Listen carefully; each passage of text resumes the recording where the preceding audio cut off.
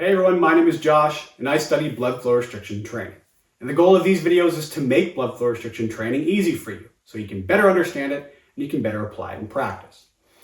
In this video, I want to go over the different types of cuffs. Now, what's a cuff's job? Well, a cuff's job is to exert pressure on the limb to partially restrict blood flow to a working muscle.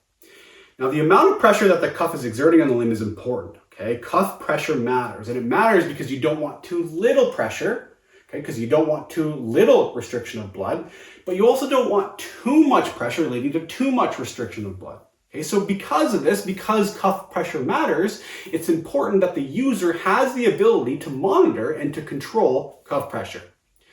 Now, the different types of cuffs out there are all going to do a good job at exerting pressure on the limb, okay, but not all of them out there are going to give the user the ability to monitor and to control pressure. So what are these different types of cuffs out there? Well, the first one I want to go over is the blood flow restriction training strap or band. And these are simply straps or bands that are going to go around the limb and that are going to tighten. Okay, and when they tighten, they're going to exert pressure on the limb and restrict blood flow to that limb. And these are very cheap and very easy to use, obviously, but the problem is when you tighten them, you don't know exactly how much pressure is being exerted on the limb. Okay, you're kind of relying on a person's feel to determine, okay, this is the correct pressure in order to partially restrict blood flow. And this is tough to do, okay? It can be very easy to exert too little pressure or too much pressure. So because you can't monitor and control pressure, okay, these types of bands and straps are not recommended for blood flow restriction training. Now, the second type of cuff I want to go over is the manual pneumatic cuff. Okay, so this is a pneumatic cuff, meaning it has an inflatable bladder, and you're going to manually pump it up using a handheld pump, just like a blood pressure cuff. And also, just like a blood pressure cuff, it has this pressure gauge where you can monitor and control the pressure. And because you can do this, this is a very good option for blood flow restriction training. Okay, they're also very affordable, very easy to use. The only minor problem with them is when you're doing the training, sometimes the cuff can lose pressure. So it's very important when you're doing some kind of training with this cuff that you're monitoring the cuff pressure and making sure it's where you want it to be, okay?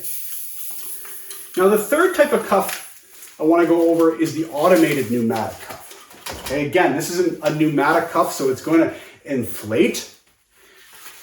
Okay, but it's going to do it automatically from some kind of pump.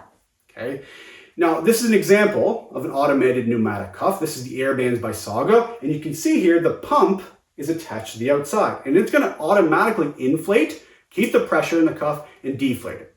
And this is all controlled by an app, actually. And a lot of these automated cuffs are now controlled by apps you can download any device. Okay, and in this app, you can manually set the pressure, and you can control when you want to inflate it and deflate it. Okay, so because you can monitor and control the pressure, again, this is a very good option for blood flow restriction training. Okay, these are a little more expensive, okay, but they're very easy to use, and again, a very good option for blood flow restriction. Now, all of these cuffs that I've mentioned, they don't know exactly how much blood flow is being restricted. All they know is how much pressure they're exerting on a limb. Okay, it's up to the user to determine the pressure that's going to restrict the correct amount of blood flow.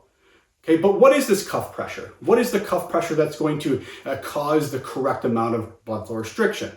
Well, that's what I'm going to go over in my next video. I'm going to go over how to find a person's proper cuff pressure. Okay.